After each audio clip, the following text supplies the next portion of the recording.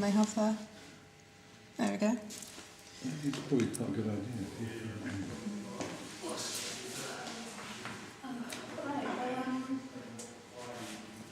Where to begin? This year hasn't gone too well, at least I think it hasn't. I started the year trying to start new ideas, because I felt like I had a bit of artist block at the time. But the more I try to create something, the less I seem to be able to do it. From that, I went back to the idea that I started with last year, which was the end of last year, of feeling trapped within my work.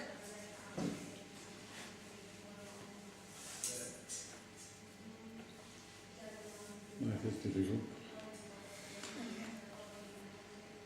Yeah, and because I was trying to make work at the beginning of the year, I felt like I started a bit late this year.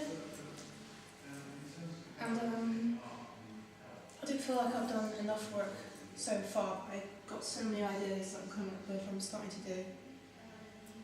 I started this year with, what was it I started with? Well, the box in the corner of my space. So I asked Martin to put that there so I could sit inside it and experience what it would be like. And from that, Andy mentioned to me if instead of making a physical box, I maybe went with the idea of putting tape on the floor and having a more metaphorical box. So from that, I decided to go to the middle of Plymouth where the large TV is. And I did a very short performance there where I put tape on the ground and stood beside of it while some friends took photos to document it. But as I was there, I kind of was overwhelmed with anxiety and started to get paranoid of people around me. So that piece didn't last quite as long as I was hoping to. I want to do it again and I will do it again. But from that I started to think of the imaginary box and the physical box. So I've started to try and create a invisible box that is still physical.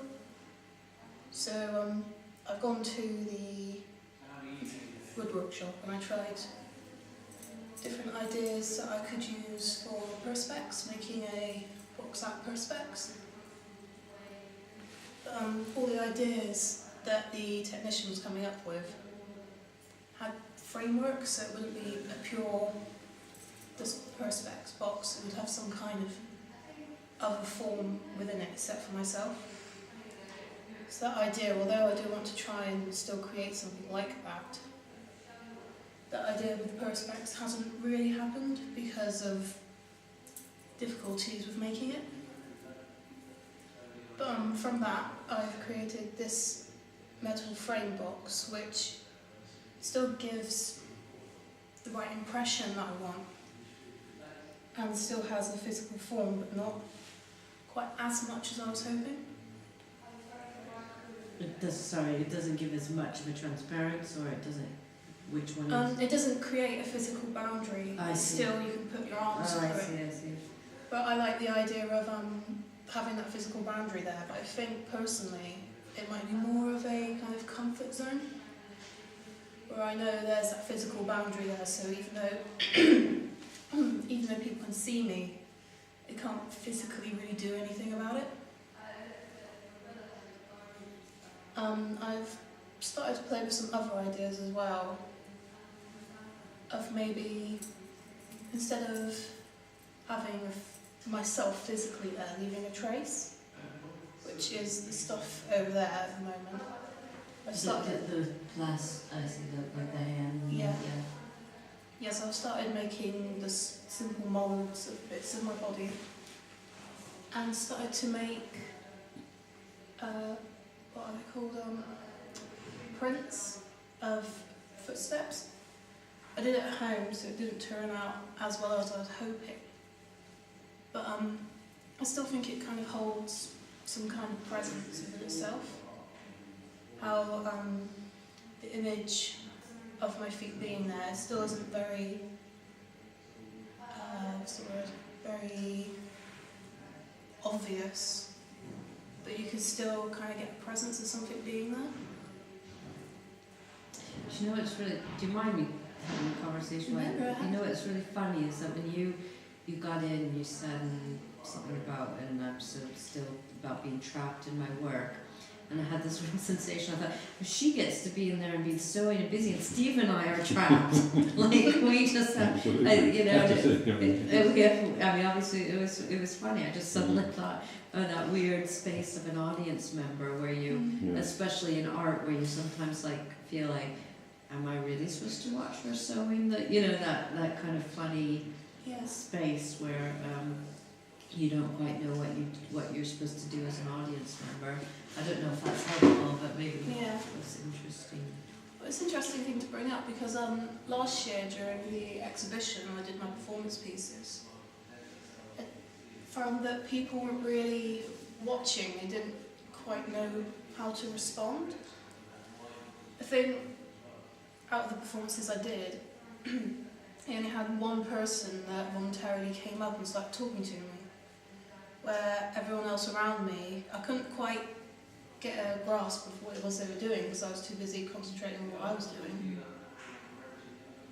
But it's an interesting format right now, that you were having a conversation as you do it. Yeah, no, I quite liked it. I thought it was quite happy when you started because it suddenly made it a conversation. The other thing, you did actually talk about that a little bit, about the outside piece as well, the invisible box. Yeah. You said that kind of happened, that people weren't sure how to respond to you. Yeah. Something that I want to do, I plan to do You're after. just a mad woman, or not? Who knows? Something I want to do after the Christmas holidays is I've still got to think of what it is exactly I'm going to do. But I want to do something a bit similar to this, but in the, what's it called, the Cross Point in Rowena-Levitsky.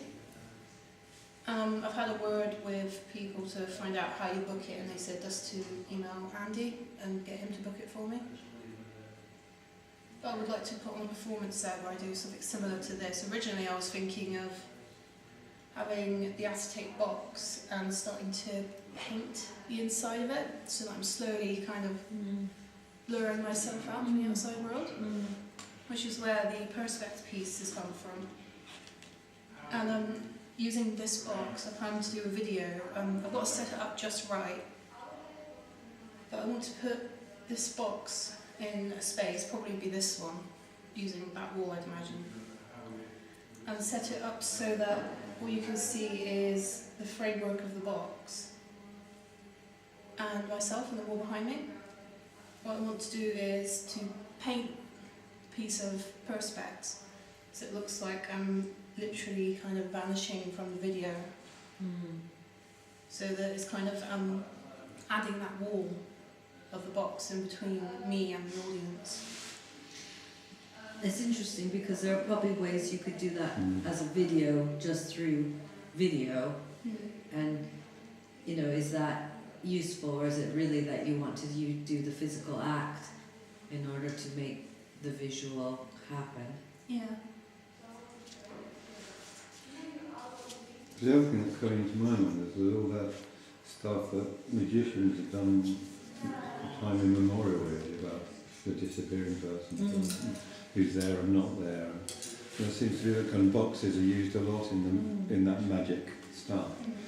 And it is significant because it's about presence and absence and the power of someone reappearing and not being there, being a woman and not being there. And no matter how often that happens, it really disturbs people because we can't help but have some kind of empathetic kind of relationship with that person that either disappears or comes back. So that seems to be where all this kind of stuff is happening, and certainly when you were talking about the experience of being outside, it was something you found probably more tricky, or as tricky as the public,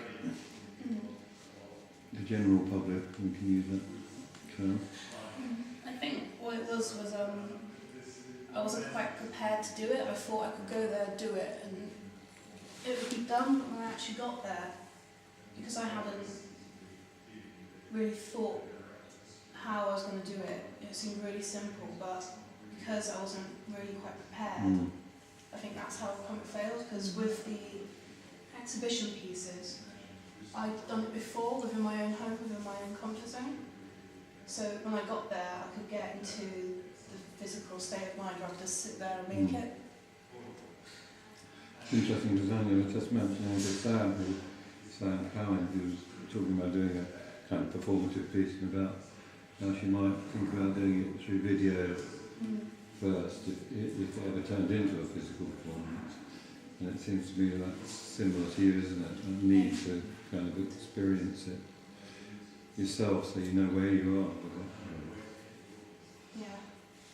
I definitely think before I do any more performance pieces, I'm going to at least try it out within a space that I feel comfortable.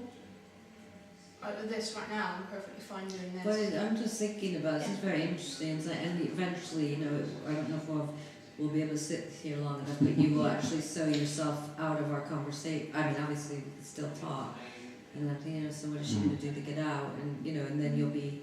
What I think is interesting is we have quite a nice. You're obviously relaxed because you're sewing, you know, or whatever, and we've got this kind of nice vibe. But then you're going to like close it all off. We already know what the performance. I don't know what will happen, but I'm assuming you'll make the box close. Yeah. I don't know. I think you've got something interesting happening here to think about. You know. Yeah, definitely.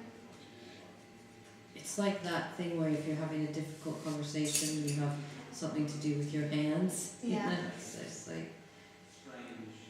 Kind of where you've got something to do, so it kind of takes your mind off of other things that could be making it worse, really, I suppose. And also we are comfortable because we don't have to sit here wondering what we're supposed to do as we watch you do something that's durational, that we know that there's no surprise in some way, you know. So it's true. And maybe that discomfort as an audience member is also useful, but I just think it's interesting, and it would be maybe useful to think, how can I set up that situation where an audience would talk to me and not be in that awkward way. But I think that's exactly that. Where I was just thinking exactly the same thing. I was almost imagining how you might set up some comfortable, or you know, I don't mean house chairs or something. If you're doing that, so some chairs where people were in a relationship to you. I suppose if you started talking too, then Yes. it's you who's got to give the signal That's usually that it's okay. Because you don't usually interrupt a performance, do you? Yeah, it's just that thing, the way you did it with us, what I'm doing here is, so you're giving a kind of description, but you're doing it in a way that's a question, allowing a question. Yeah.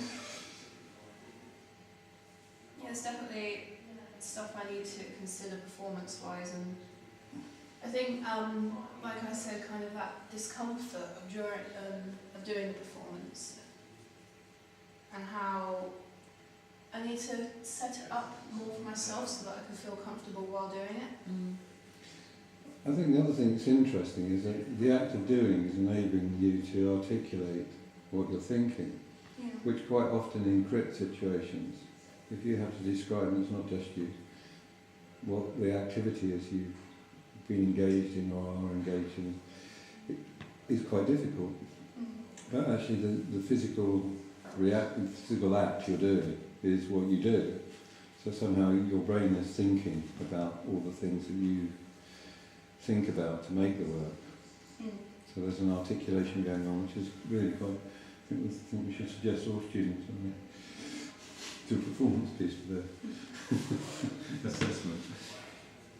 So what have you been looking at? I mean, I know you said you were blocked, and then you've kind of gone back. Maybe you felt like you had to move on more, and that was the reason you didn't start where you stopped. But I'm not sure. But what about research and sort of what have you been looking about and thinking? Research-wise, because this is kind of more about me and my experience and what it is I do. I haven't looked too much in the way of artists. I have looked at, what's his name? Mark Wallinger? Wallinger? And his piece, I don't remember the exact name, but when he was in a gallery in a bear suit. But you have all these questions about performance, so it would seem to me, most people relate things to themselves and stuff, but since you have so many questions about performance and setup and audience, would seem to be quite useful to look at quite a lot of performance. Yeah. I know most of it you have to look at in documentation, but to just sort of... I saw a video where he was describing what it felt like during the performance, and he was saying how, like, one night he would charge at a wall where there were people just watching him and they'd all run away. And the next night he'd do the same thing, and people just stood there watching him. He stole that work from me. Did he? No, I don't know. I just I had done all this bear stuff and made with these bear suits and everything, and then he won the Turner Prize wearing a bear suit, and I was like, but that's how it is in art. One thing that immediately strikes me, actually, because I used to go to Kensington Zoo an awful lot, and one of the things that always struck me there was if you go to the orangutan and gorilla enclosure, they have a glass area where you're enabled to look into their private area. And they do get really hacked off every now and again, particularly the gorillas, but even the orangutans do. And there's a kind of sense, because you've got that glass between you, I think you find that really quite an interesting experience and observation of how people respond to that environment. Yeah. I suggest doing it, actually. One of the paintings are particularly good for that, because they do sometimes rush at the glass and bang it. Yeah, over the holidays, I went to Wales and went to a zoo there. We went to a monkeys exhibit, and they were giving a talk about it, and during the talk, they had kind of an argument over the treats that the keeper was giving them.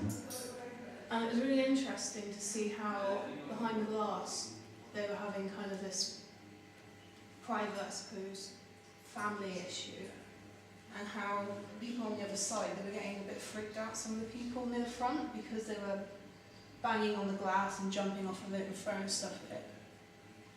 And some people were getting quite scared, and the keeper had to reassure them, saying, "No, don't worry, this is bulletproof," and all kinds of stuff like that. And even though that was happening, I don't know, it's kind of, it created that separation between the two, between what was going on the inside and the reaction it was giving to the people on the outside. This might or might not be relevant, but there was an experience I had a student who used to go to London to once, and about me and Zeus clearly, and I probably feel more akin to the people behind the bars, or the people, I told them people as well. But there was the British bird section used to have these full height aviaries. And there was one where these magpies were in, and when I got there was a whole crowd of people, about 3 deep actually, in front of this particular aviary, and everyone was kind of there. And when I got to it, they all stood back probably about 3 yards from it, looking in, and this bird was just on the floor and kept cocking his head and looking forward. And then no one was up by the cage, and then eventually it sort of picked up this little bit of wood, about 1.5 inches long, little round bit of dowling, and carried it to the front of the cage and dropped it outside, took 1 step back, the bird did, and then kept looking. And it did that 2 or 3 times until someone in the crowd thought, he just wants me to pick it up. As soon as he went to pick it up, he jumped forward and pecked them. And of course that's made everyone laugh, and the reason there were loads of people there, they were laughing. So this bird had learned that it could actually enjoy itself and keep itself entertained by entertaining the crowd outside. So and where I'm going with that is there might be, I'm not suggesting you do that, but there might be ways of looking at how that two-sided thing can operate in a way. Yeah. Well, with them, do you think that so you've got these footprints and then you kind of abandoned these were sort of experiments along the way, and you've gotten more back into the I think- before. I think it's kind of half at the moment. There's the performance side where I'm like now trying to put myself within the box, and then there's the 3D aspect where I'm kind of, suggesting that I have kind of escaped it, and all that's left is maybe a trace of what was there. But it is funny, this whole thing about being caged in, but in this situation you've made yourself probably more comfortable than if you, so it's also a place of comfort. Yeah. Well, probably also because it's all cloth, it looks like a child's fort, Yeah. with that particular material versus, it's not so much a cage, is it? No, that's true.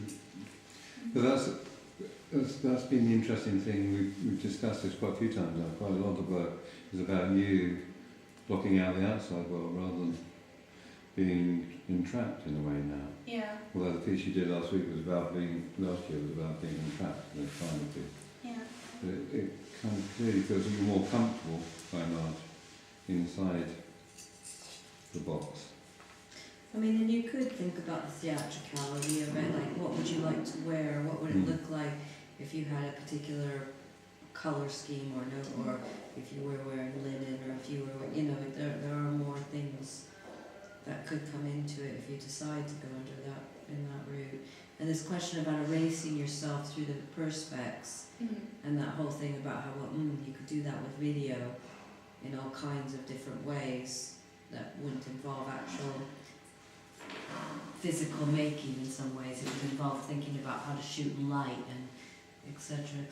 Yeah. So, which is really two very different approaches. Yeah, I definitely think with my experiments, I'm starting to not narrow down the ideas, but kind of discover more what it is I'm trying to say through the work. Because sometimes I think, oh, I'm trying to say this, but when I do it, I think actually it's kind of saying that. That happens a lot. Okay, is there anything else? Do you want to talk a little bit about the perspex one? Because you had, when we talked last week, you had talked about that possibly being the piece you were going to do, I seem to remember. You mean being within the perspex? Yeah, and painting out. I'm not saying you should have done that. Yeah. Do you want to talk a bit about that? Because you had that made, hadn't you, with that in mind? Yeah, I can't remember now if I did say or not, if I wrote it down earlier. But We talked about painting it out.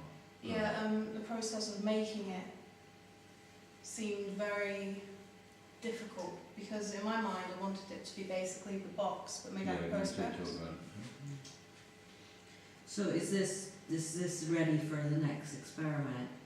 This piece? That piece, yeah, that piece is ready. It's here now, so I can. And that's just playing around with painting yourself out. Yeah, because I wanted to use different sizes of brushes and different techniques of painting. Like a piece that I have done, and you can watch it if the device is still active. Is I set that up just on my kitchen table, and with a large brush, just got some acrylic white paint and just painted. What device? Can we see it? It's the white thing just in my bag there.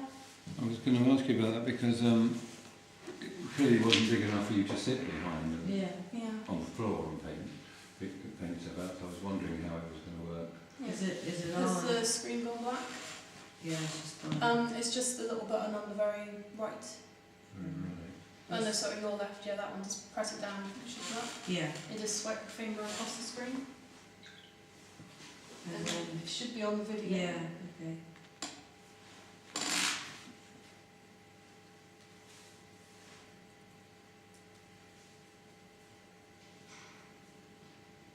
Well, it's quite nice. I mean, the lighting's terrible and everything, but Yeah. but the way it works, that that you can't actually tell that there's something there until you do that. You don't, you almost feel like you're painting out the actual screen. Yeah. I think it's a very nice idea. What I found with that was I only used maybe, I don't know, under a quarter of perspex just to do that. Mm-hmm. So I think for filming, it's definitely just how I set it up. Mm-hmm.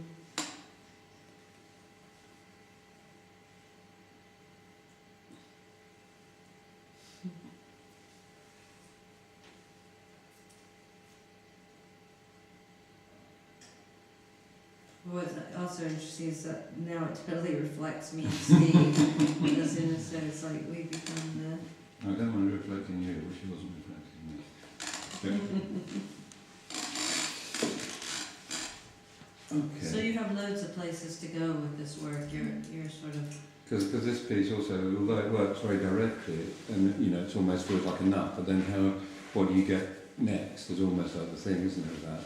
And the danger with all of these things is that simplicity is really massively important.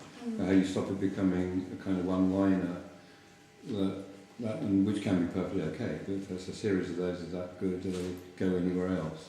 Yeah. And that's going to be your trick, isn't it? Kind of developing this sense. Yeah. we're gonna have to go in a Yeah. minute. Can I ask you what like pretend we had been able to sit here and the whole time and you Yeah. showed yourself, would you have just stayed in or did you have a plan or anything? I was thinking because you wouldn't be able to be here. Okay, I'll just sit there in silence. I'm glad you're going to say that. That's what I was hoping to say. I think there is something potentially about these, but I don't know whether they're kind of there yet. Anyway, Okay, thank that's you what you very talk much. about. Are we upstairs? Thanks, Rebecca. See you later. See ya. If we come back down and there's a completely finished box, we won't know whether you're in there. Yeah.